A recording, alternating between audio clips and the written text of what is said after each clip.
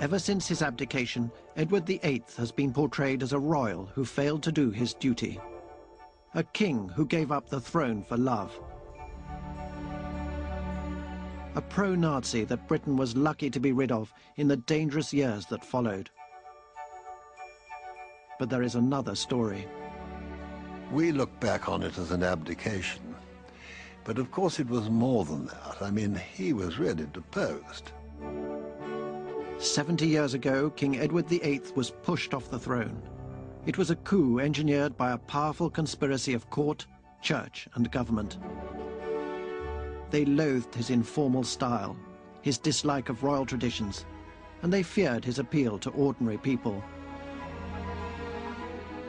We felt that there were machinations in higher levels of government and society that had really pushed Edward out, not the will of the people. And when Edward fell in love with an unsuitable woman, they had the perfect excuse. The fact that Edward wanted to marry Wallis Simpson was perceived by many members of the establishment as a godsend. It was a crisis of only 45 days in which the British state, with brutal efficiency, removed a troublesome king. It was the biggest event to affect the throne since Cromwell.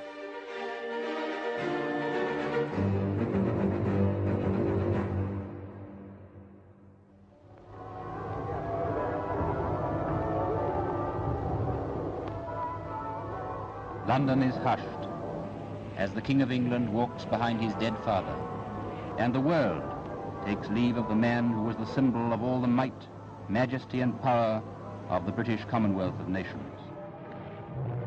On a cold winter's day in January 1936, the body of King George V was taken from Westminster to be buried at Windsor.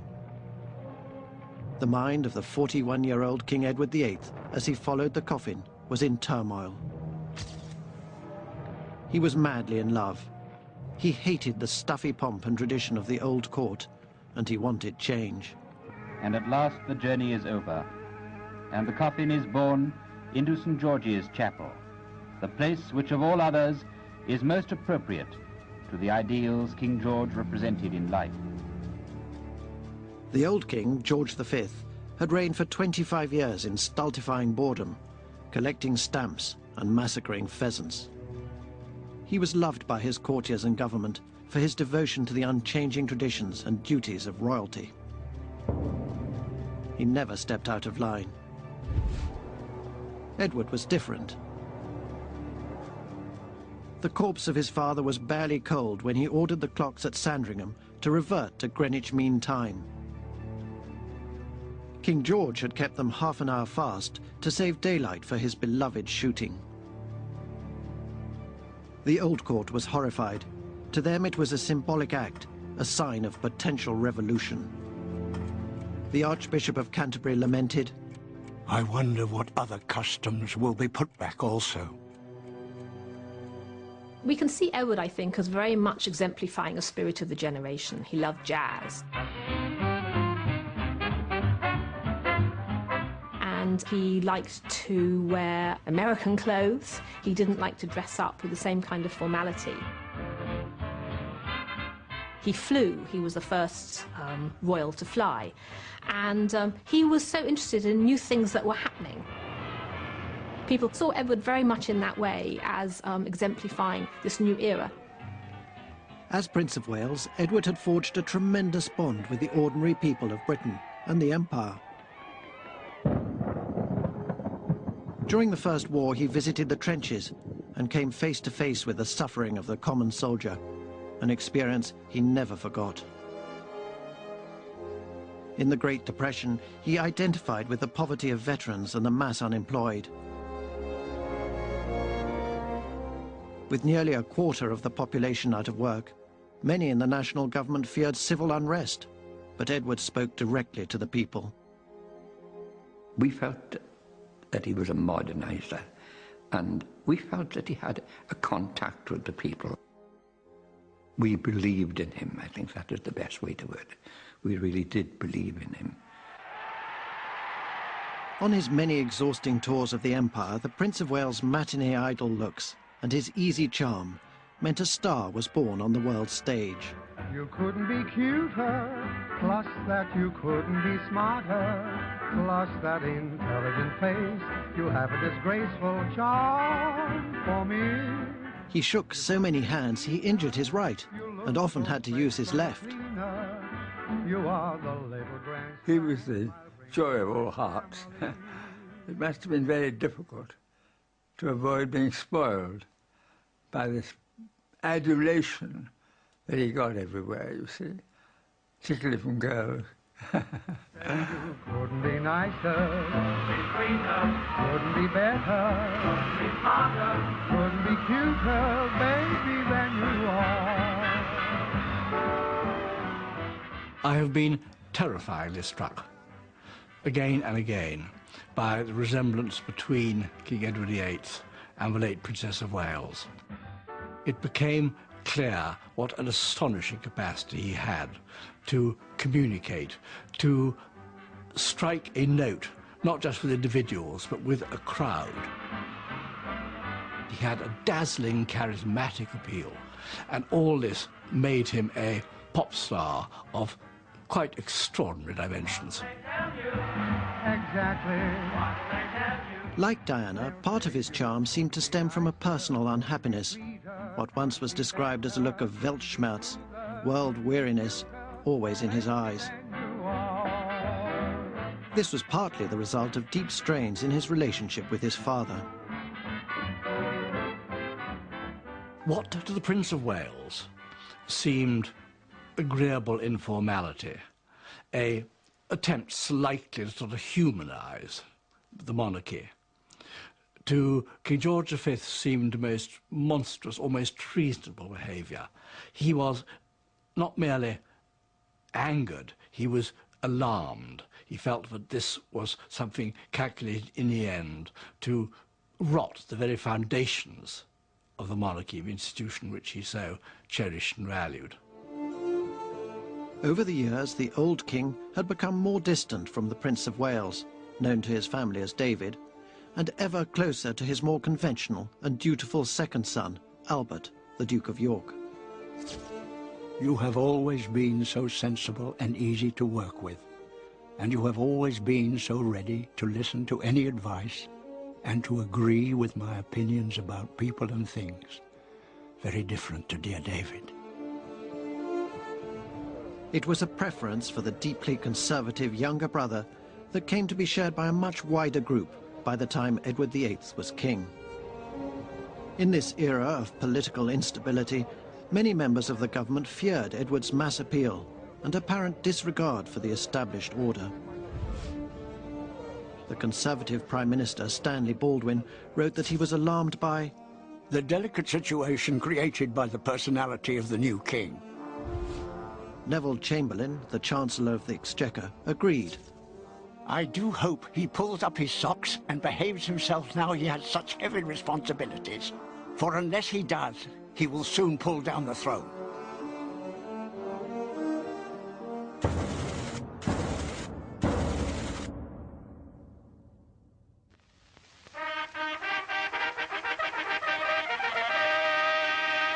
At St. James's Palace, the Garter King of Arms reads the proclamation. Whereas it hath pleased Almighty God... The king's strained relationship with the politicians was kept well hidden from the public. At its heart was a secret that would be his downfall. That the high and mighty Prince Edward Albert, by the grace of God... As the new monarch was proclaimed, a woman could be seen watching, with the king, from a window in St. James's Palace. King, Defender of the Faith, Emperor of India. She was Wallis Simpson, a 40-year-old American. This footage of the king with his lover was so sensitive that it was never shown to the public. God save the king. The king's relationship with Mrs. Simpson was nearly 5 years old when he came to the throne. What I think is extraordinary is that in the 1930s, it was actually possible for the small group of upper-class people known as society to know everything going on in royal circles and to know about Wallis, for example, and yet nearly everybody else knew nothing about her. Those in the know were all too aware that Wallis was already once divorced and currently married to Ernest Simpson, a New York shipbroker. To the old guard, she was totally unsuitable. Wallis was not an aristocratic woman. She came from the wrong side of the tracks. She had grown up in Baltimore in a life of relative poverty. She knew what struggle was. And when she came to Britain and became acquainted with royal circles, she never pretended that she came from a different background. She treated the Prince of Wales with a indifference, with a casualness, almost a contempt, which was something he had never encountered before, and which he found exciting and stimulating and enormously attractive. Now I've found the right girl, oh what a girl, oh what a future, I'm in a well. If she disagreed with me, she never failed to advance her own views with vigor and spirit. That side of her enchanted me. My search is ended, bye-bye the past. She was quite managerial. I mean, she bossed him about. She had no hesitation in telling him what she thought he ought to do and what she wanted him to do. And he very seldom, that I can remember, kicked against the pricks. I've found the right girl, she's turned up at last. He was just besottedly in love for the first time in his life. I mean, he'd been in love before, but not like this. This was something different. It was different for Wallis, too.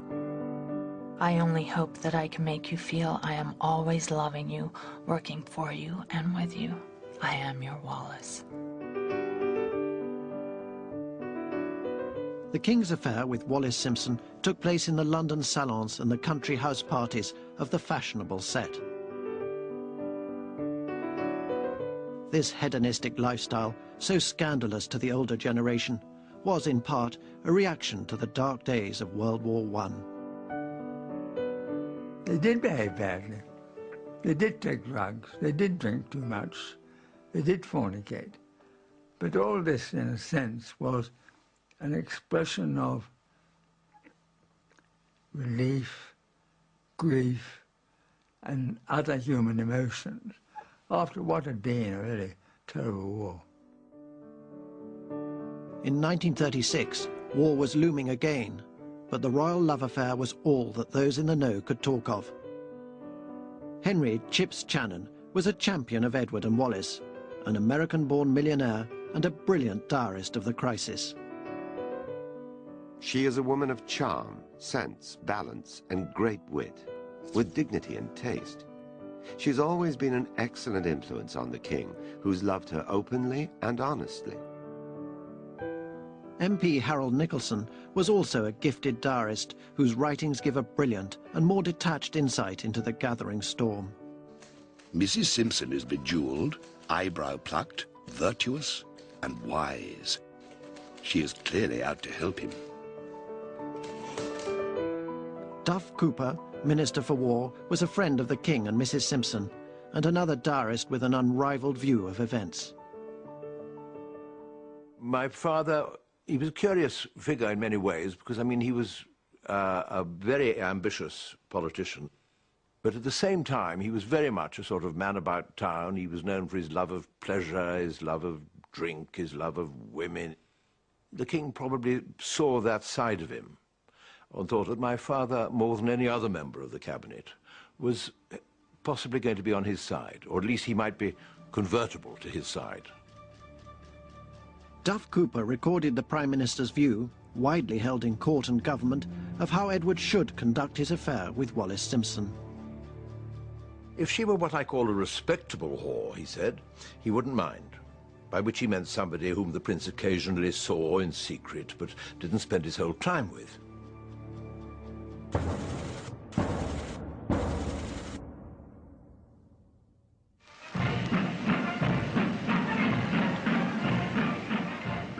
While the establishment railed in private against the new king and Wallis Simpson, Edward was as popular as ever with his subjects. Many happy returns of the day to His Majesty King Edward VIII on his 42nd birthday is the thought uppermost in the hearts of thousands crowding around Buckingham Palace, and echoed in the hearts of millions of others all over the world as the King rides down the Mall to the Horse Guards for the birthday parade. What Edward VIII hated most about what he always referred to as princing, appearing in public, playing the role, was the pomposity and the formality.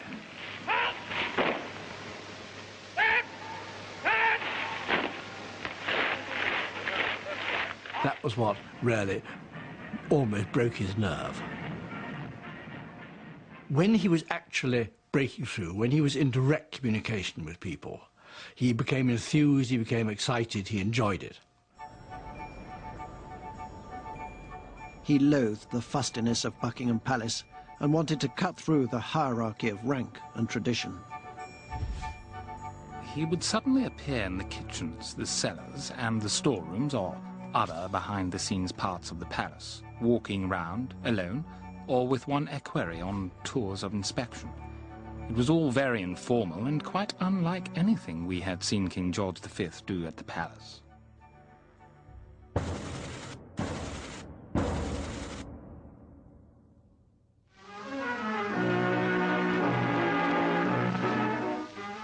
Buckingham Palace Garden, and out of the palace issue the privileged young ladies who are to be presented today at the first of the receptions which this year are to replace the formal courts. The king showed his distaste for the old court's traditions during the presentation of debutantes at the beginning of the season. He regarded this as an archaic and snobbish tradition and found it hard to conceal his boredom during the ceremony. The king bows punctiliously as each debutante makes the curtsy, which will be for her an exciting memory in afterlife. There was a long line of debutantes waiting to curtsy to him, and it started to rain. So then he said, well, let's just stop this then and regard them all as, having achieved what they've come to do. And of course, everyone was very upset about this. They felt he wasn't doing things properly. Only 6 months into his reign, and the king's behaviour had confirmed the old court's worst fears.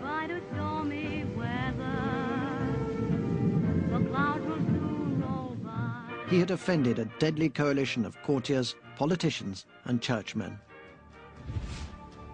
Chief among King Edward VIII's enemies was Cosmo Gordon Lang, the unctuous Archbishop of Canterbury, who wrote of the new king, "It was clear that he knows little, and I fear cares little about the church and its affairs. There is not only a new reign, but a new regime." In the press, the king had a powerful opponent in Geoffrey Dawson, editor of the Times. To him, King Edward VIII was everything which was to be deplored. It was a serious danger, something which threatened to subvert the whole structure of society. The government, led by the avuncular but cunning conservative Stanley Baldwin, came from a different generation with a different attitude. They were the generation who had been in power, in fact, at the time of the First World War.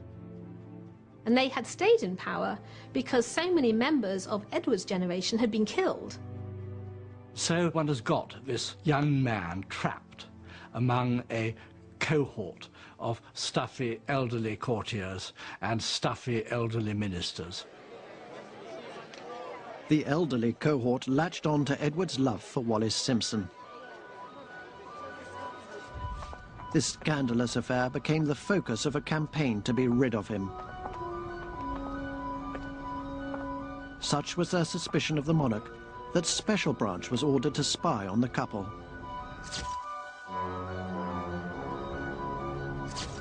What on earth were they doing, spying on the Prince of Wales and then the King? There's nothing in those records actually to show why, but we do have the reports that were filed. The conversation showed they were on very affectionate terms and addressed each other as darling. A number of purchases were made and orders given for the goods to be sent to York House and marked Fort Belvedere.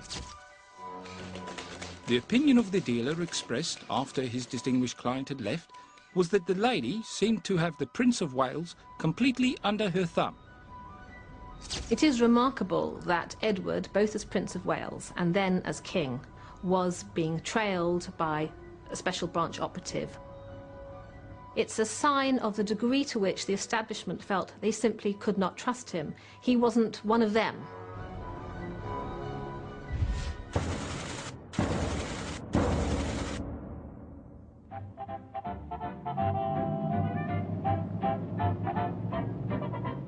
In the summer of 1936, Wallis and Edward chartered a yacht, the Narlin, to cruise the Mediterranean. The diarist Duff Cooper filmed this remarkable unseen footage. Take me where the songbirds thrill you with sweet refrains. We'll make hay while the sun shines. We'll make love when it rains. The Narlin was the time when I saw them at their most relaxed and happiest. There was a lot of swimming. There's no doubt he thoroughly enjoyed himself, and so did she. Take me where the daisies cover the country lanes. We'll make hay while the sun shines. We'll make love when it rains. The lovers were cheered as they strolled through the streets of Dubrovnik, where they were greeted not with shouts of "Long live the King," but "Vive l'amour."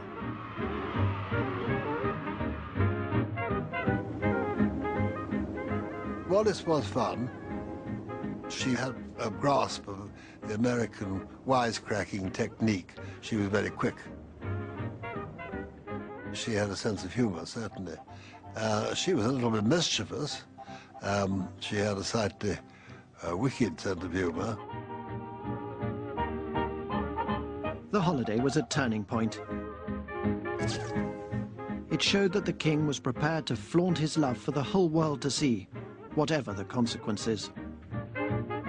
My parents did enjoy it, but at the same time, knowing this Mrs. Simpson thing was hanging over the whole thing, you know, I'm sure they didn't show it, but it must actually have cast a little bit of a cloud over everything. I think my father was desperately worried. A head-on collision between the king and the establishment was now inevitable. The question was when. The world's press widely reported the open romance during the Narlin cruise. But in an act of unparalleled self-censorship, nothing appeared in British newspapers. While the masses were ignorant, a tiny upper-class minority was agog. Though nothing about Mrs. Simpson appears in the English papers, her name seems never to be off people's lips. For those who enjoy gossip, she is a particular treat. The sound of her name implies secrecy, royalty, and being in the know.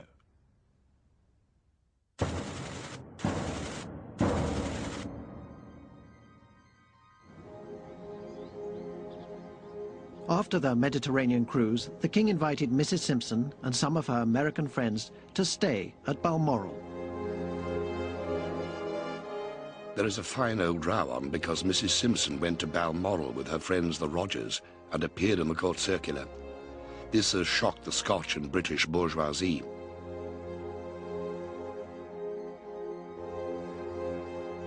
Edward sparked further outrage when he chose to be with Mrs. Simpson over opening a hospital. Albert, the king's dutiful younger brother, and his wife Elizabeth performed the royal task instead.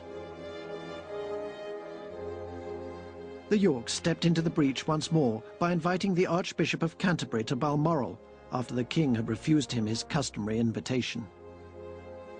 Edward perceived that as a threat to him and an undermining of the decisions he was making as king, that in a sense they were setting up a rival court, a court that mimicked the one that had been held by King George V. The future Queen Mother detested everything about Wallis Simpson. She felt that Mrs. Simpson was not the sort of person one ought to have around court, but it was deeply to be regretted that her brother-in-law had taken up with this hard-faced harpy. And her one desire was that Mrs. Simpson should disappear in a puff of smoke and never be heard of again. Elizabeth and Wallis met for one memorable dinner during their Balmoral holiday. When they arrived, Mrs. Simpson came forward in rather a proprietorial way to greet them. And the Duchess of York is said to have swept past her, paying no attention. "I've come to dine with the King," she said, brushing this contemptible figure to one side, to the extreme annoyance of Mrs. Simpson. With this calculated snub, an undying feud was born. The Yorks were now cut off by the King, who mistrusted all around him, including even his key official, the private secretary, Alec Harding. He was a man who shared entirely the views of King George V about how monarchs ought to behave and what they ought to do. And the last thing that King Edward VIII wanted around his court was a man who stood for all the values of his father and his father's court.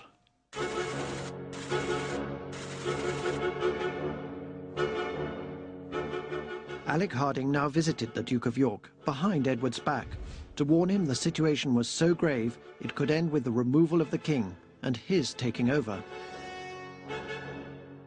After the meeting, the Duke wrote that he would be a willing substitute. "If the worst happens and I have to take over, you can be assured that I will do my best to clear up the inevitable mess, if the whole fabric does not crumble under the shock and strain of it all." 5 days later, an obscure legal notice ignited the crisis. Wallis Simpson filed for divorce from her husband, Ernest, opening the way for her to marry the King, and if nothing was done, to become the Queen.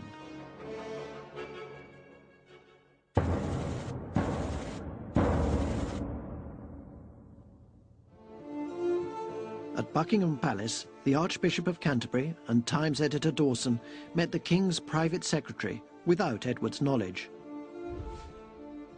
Lang was horrified at the prospect of the coronation. The thought of my having to consecrate him as king weighed on me as a heavy burden. Indeed, I considered whether I could bring myself to do so. One could say that this was the start of plotting between different members of the establishment to bounce Edward off the throne.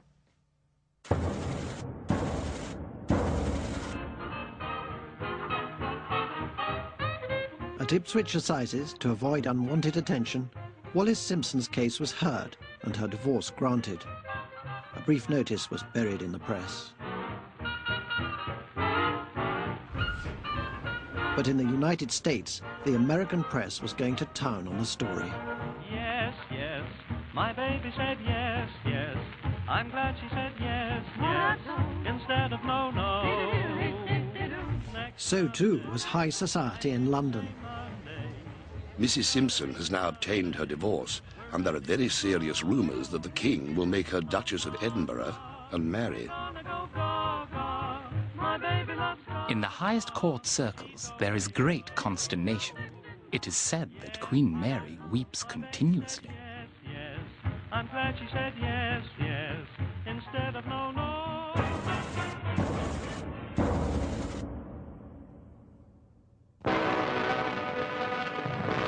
18 years after the last shot was fired and peace mercifully descended upon war-wracked Europe, Britain's Armistice Day tribute is led for the first time by her new King, Edward VIII. The Prime Minister, his cabinet and opposition leaders are among the distinguished persons taking part. But the watching politicians and dignitaries were just hours away from making the first move to dethrone the King.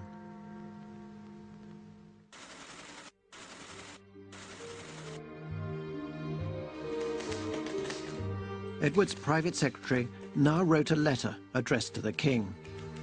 Alec Harding warned that his affair was doing untold damage to Britain's image abroad, and that the resignation of the government over Wallis Simpson was a real possibility.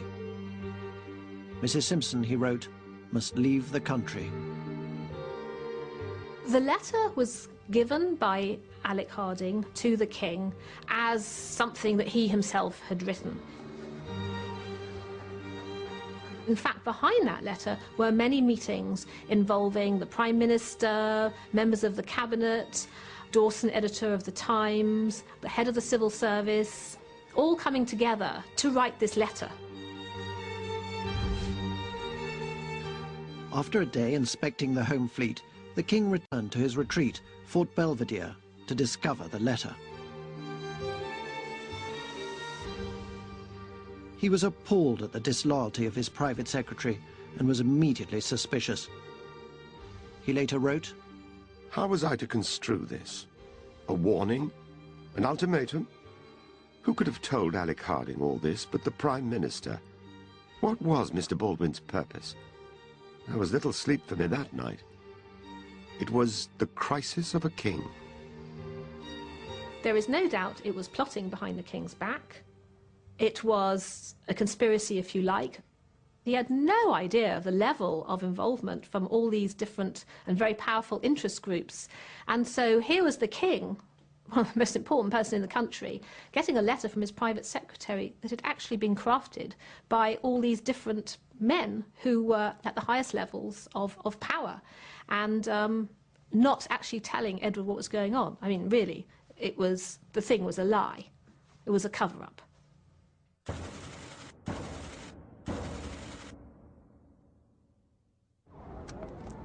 Three days later, the king summoned the Prime Minister to meet him alone at Buckingham Palace.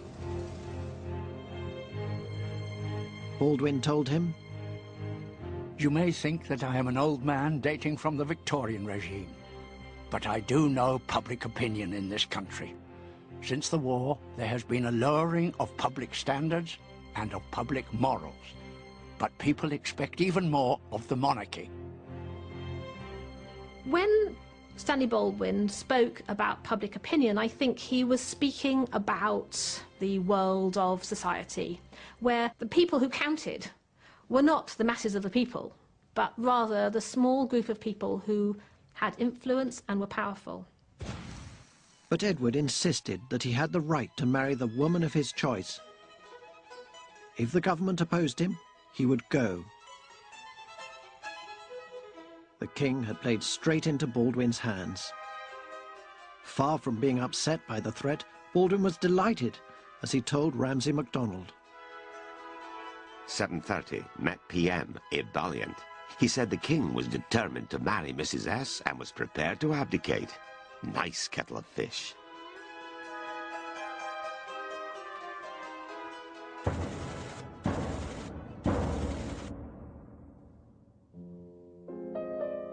The next day, the king met the diarist, Duff Cooper.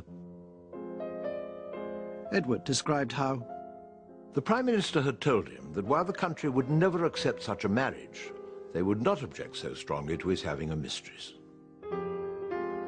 That, he thought, was the height of hypocrisy. He said he would not like to go through a solemn ceremony like the coronation without being perfectly frank with the country beforehand. He would not like to be keeping something up his sleeve.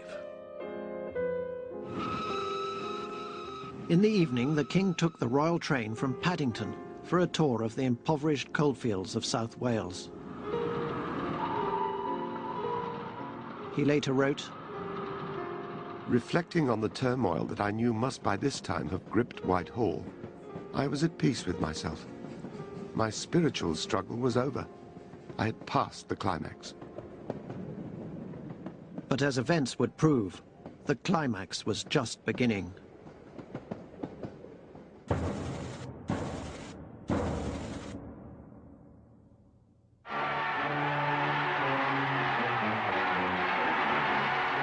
Bringing the whole problem of the repressed areas out of the shadows into the floodlight of world attention, His Majesty's visit to South Wales is not only a promise of new life, but a gesture of sympathy with men and women who for years have borne bravely the misery and sufferings of unemployment, who have had to watch helpless while their homes and their towns fell into ruin and decay. The King's visit to South Wales was a reminder of the strong bond he had with ordinary people outside the closed world of London society, and the magnetism of his personality. He was young, dynamic, modernizer, and good-looking. He was a personality. I don't think he sold, it wasn't a package personality as you get nowadays, but it had the same effect as a package personality. Many thousands cheered the king as he arrived at Merthyr Tydfil in the Rhondda Valley, but the purpose of his tour was deadly serious, not triumphal.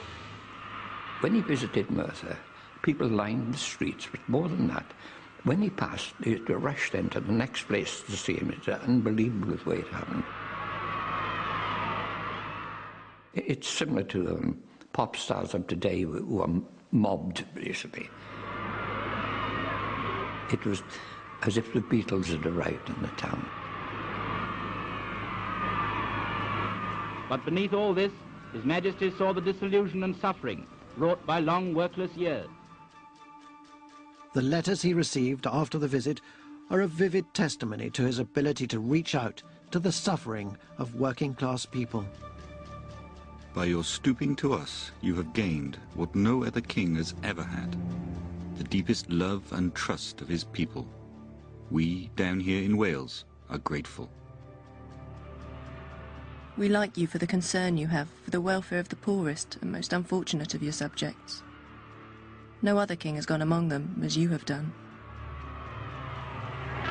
Of this terribly afflicted area, the town of Dallas is the blackest spot of all. Not a single workman has toiled in its steelworks, which employed 9,000 since 1928. More than 2,000 people were waiting for him at Dowlas. The king was profoundly moved by what he saw. And what he said was, these works brought these men here. Something must be done to get them back to work. And it was the something must be done that really echoed almost around the world. The king left South Wales with the determination that something must be done. Though he said that only to a small number of people around him at the time, it just spread like a fire right throughout the borough, that everybody knew that this is what he said. And that is when I think that the ray of hope came, I think, that for the future of Merthyr.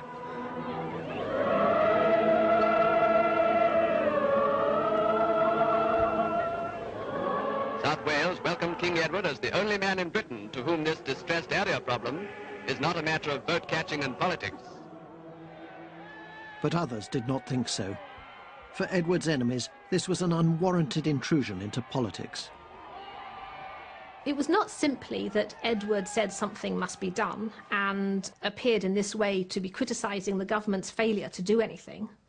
It was also the fact that he was so popular and people all over the country really cared what he said and what he thought about. And if he said that something must be done, then clearly something must be done. His visit has cheered them as nothing else could. And as he leaves, there's a newfound faith that some solution will be found. Geoffrey Dawson, the Times editor and the King's enemy, wrote in his diary that the King's intervention was monstrous. In a Times leader, he warned against a constitutionally dangerous proceeding and would threaten, if continued, to entangle the throne in politics. Ramsay MacDonald wrote in his diary, "These escapades should be limited.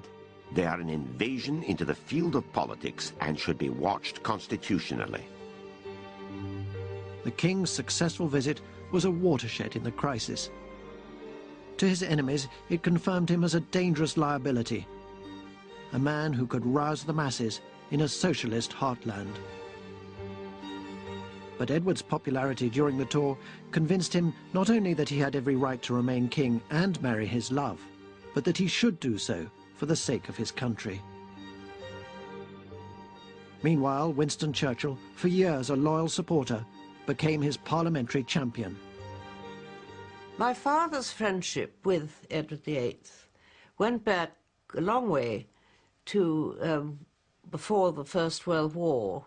My father was a very loyal person, and all his feelings of warmth for the Prince of Wales and then the King were ones of spontaneous loyalty and affection. Winston Churchill suggested a morganatic marriage as the solution, meaning that Wallis Simpson would marry the king but not be queen. There was uproar at Westminster when MPs learnt of the plan. A bombshell.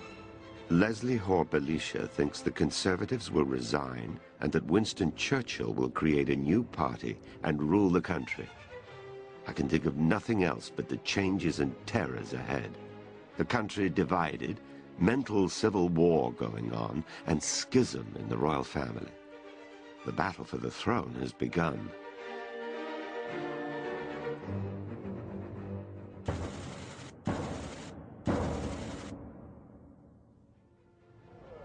But the Prime Minister had got wind of the morganatic plan and was in no mood to bargain. He regarded Churchill as a highly dangerous maverick, a man he could not trust. He summoned him to Downing Street and demanded a pledge that he would not form a King's party. My father thought Baldwin was pretty determined to have the king out. His role was in the support, the personal support and sympathy he was able to give the king, who he felt was being pushed into a corner.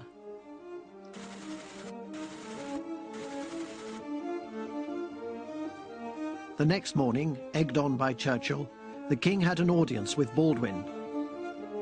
He proposed a morganatic marriage, refusing point blank to abandon his love. Prime Minister said this was unacceptable, but offered to consult the cabinet and empire. The king agreed. It was a fatal tactical error. From the time at which he agreed with Baldwin, that Baldwin should consult the Commonwealth governments and generally sort of establish a formal position on the subject, it became inevitable that if that formal position turned out to be contrary to the king's wishes, then he would not be able to go ahead and marry as he wanted, but would have to go. I'm putting all my eggs in one. Baldwin moved fast, that weekend sending out telegrams to the leaders of the dominions, asking for the empire's opinion. He added his own view. I feel convinced that neither Parliament nor the great majority of the public in all parties here should or would accept such a plan of a morganatic marriage, any more than they would accept the proposal that Mrs. Simpson should become queen. Everything I've got, every single thing I've got, I bet on you.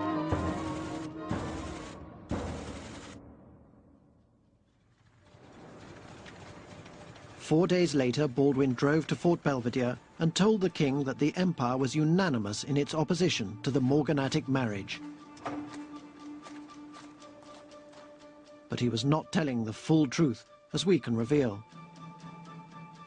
Far from being unanimous, the five dominions were divided. Ireland and Canada sat on the fence, while cabinet minutes show clearly that New Zealand's Prime Minister actually supported the morganatic marriage to keep the king. This was carefully doctored by the cabinet secretary. It was a very passionate plea for something to make sure that Edward could stay on the throne, and that was literally crossed out on the page. Baldwin was absolutely determined that his view should prevail. Still, not a word of the crisis had yet appeared in the British press, despite the intense political activity.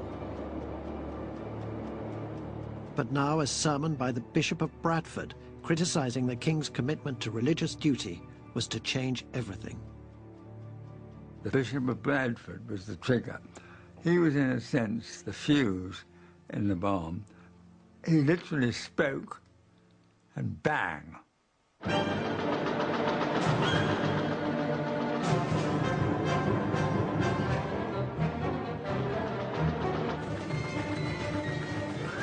Topic number 1. Bishop Blunt of Bradford made a speech accusing the king of not being worthy of his own coronation service. This leads to a blowing of the whole gaff. The storm has burst. The fat is now properly in the fire. Then, as now, royal scandal sold papers.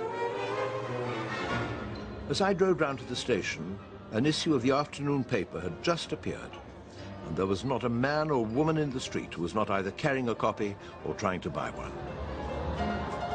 The newspapers had kept all the pictures ready for months. While the respectable broadsheets were against him, the mass circulation press backed the king and his love. On the one hand, the Tory press, the Times, the Telegraph and the Morning Post were so powerful, and yet the readership amounted to about 80,000. The other press, the Express newspapers, the Mail newspapers and so on, had a readership of about 9 million. And these were the papers that were read by the majority of the people of Britain at the time. And these newspapers supported Edward. The general public sent in letters by the thousand. 90% were reckoned to be pro-king. In the first few days alone, more than 5,000 letters poured in. Please do not abdicate, as we poorer class people will lose a would-be great and loyal king. If Mrs. Simpson is good enough for His Majesty, we want her. Stick to your guns. God save us from the long-faced Duke of York, who would, I'm sure, be the best of good boys. Please, I beg of you, to remain our king. And please remember, there is not one who could fill your place in the hearts of the people.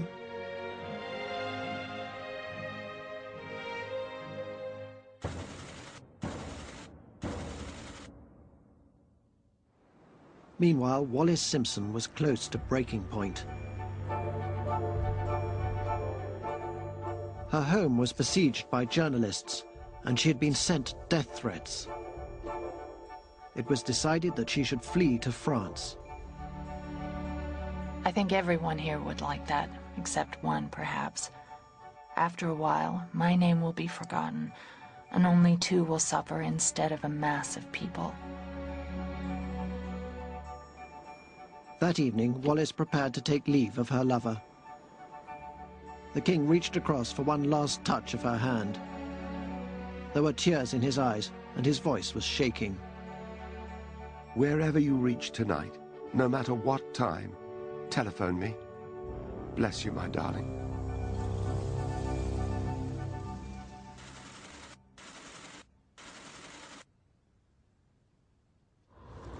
Parliament and country were divided over the crisis. Baldwin was told by his chief whip that at least 40 MPs were pro-king, cheering on Churchill in the House. There was a groundswell of public support. Baldwin was worried. Situation here has become in many ways much more serious. A section of the popular press is also canvassing the idea of a morganatic marriage. We still felt that love should overcome everything else. I don't think we would have wanted her as a queen, but as a morganic marriage, we would have been quite happy to accept it. If he loved that person, that was it. My opinion of the king, he should marry who he loves. He's been a good chap to the working class. That's my opinion of him. What are your views on this? I think the king should marry the woman he loves. So the nation is behind him, and we must not lose him. I reckon the king should please himself who he marries, because he knows he's got everybody behind him. There were large crowds outside Downing Street when we left, shouting, "We want King Edward! Down with the politicians!"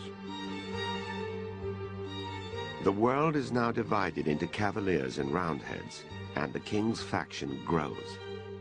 People process the streets singing "God Save the King" and assemble outside Buckingham Palace. They parade all night. After the first shock, the country is now reacting and demands that their king be left in peace.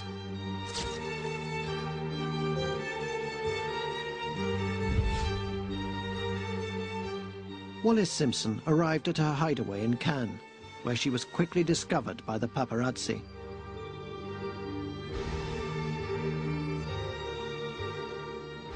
She was in constant touch with the king. I am so anxious for you not to abdicate. Don't be silenced and leave under a cloud, I beseech you. There is no more to say except that I am holding you tighter than ever.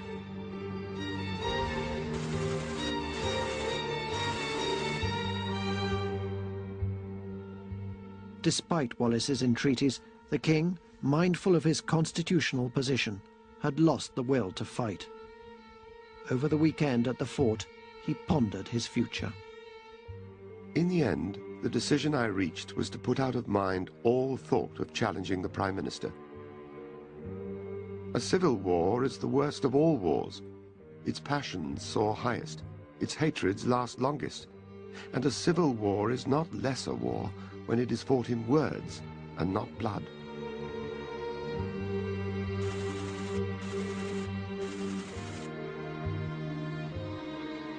On Monday, Winston Churchill in the House of Commons showed that Parliament had no taste for civil war either. Baldwin and the whips had strong-armed the Conservative Party into line. Winston says, I am not afraid of this House. When I see my duty, I speak out clearly. Thus, when Baldwin sits down, Winston rises and is immediately greeted from all sides of the House with cries of no, no, and sit down. He encountered disastrous opposition. He was jeered at, he was booed. He had met with more hostility than I think probably he ever had encountered in the House of Commons before, or still more afterwards. And it was, for him, a shattering experience. He was quite astonished at the violence of the put-down he'd received in the House of Commons. But he was depressed after.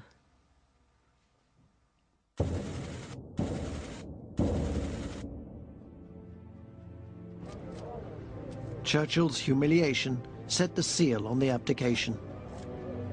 On Tuesday, the king met the victorious Baldwin for the last time. His concluding words on leaving the fort had been, "Can I take it for certain, sir, that if an archangel came down from heaven and asked you to change your mind, it would have no effect on you?" The king had replied, "Not the slightest." Baldwin was delighted and relieved. In the car, he said to his secretary, "This is making history. This is what I like."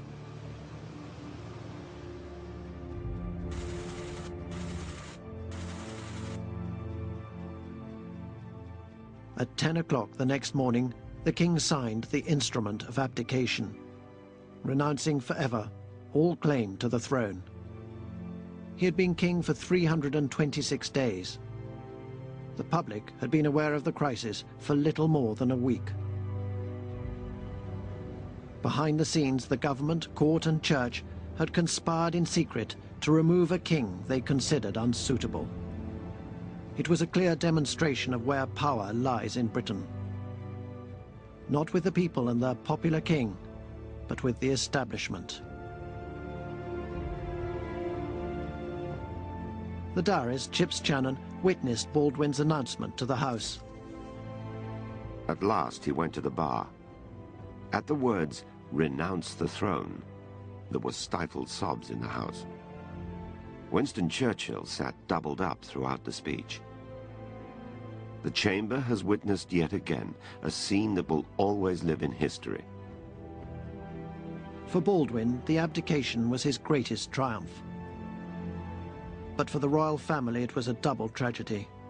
A young, charismatic king had been removed, and the burden of the crown placed on the head of a shy and dutiful man. As a reporter, I was sent to the Duke of York's home in Piccadilly. We knew that was the day he was going to move to the palace. And I did see him and the Queen emerge from their home. And there was something in his face that has lasted. It was a portrait you never forget. I can best describe it as the look of a soldier going into battle. Very set. Very set. That evening, crowds gathered outside Buckingham Palace waiting for news. The former Liberal Prime Minister Lloyd George commented, "The Tories now have just the sort of king which suits them. He will not pry into any inconvenient questions. He will always sign on the dotted line, and he will always do exactly what he is told."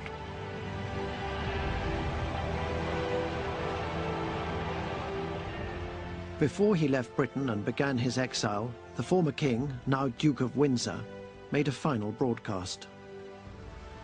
I have found it impossible to carry the heavy burden of responsibility and to discharge my duties as king as I would wish to do without the help and support of the woman I love. When I heard the abdication speech, I felt so bitter against the establishment. But as far as Baldwin is concerned, I thought that he was a traitor, and I think at the time, I felt he should have been shot, perhaps, because I felt then he'd done so much harm to the country, and more specifically, that he had eliminated any hope that we had had in Merthyr of something being done, as Edward had promised us. I now quit altogether public affairs, and I lay down my burden. God bless you all. God save the King. I wept, and I murmured a prayer for he who had once been King Edward VIII.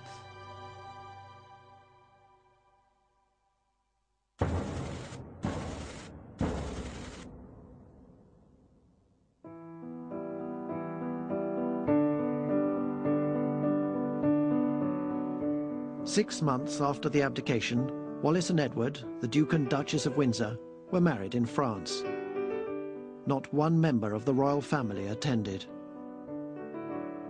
Wallis was denied her legal right to be called Her Royal Highness.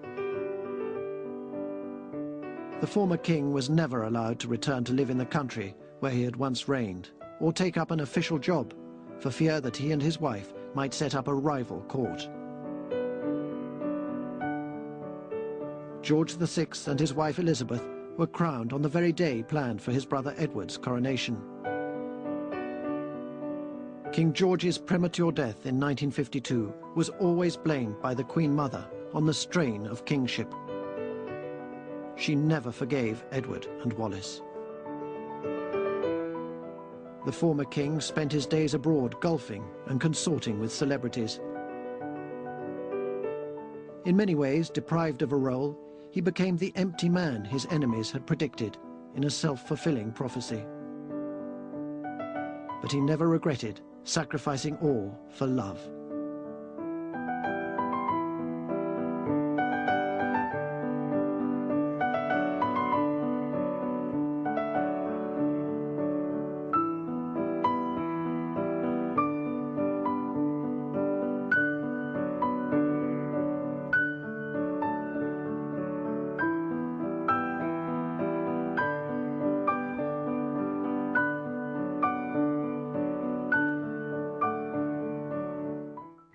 Sun, Sea and Sangria next tonight on BBC4 as we take a great British foreign holiday.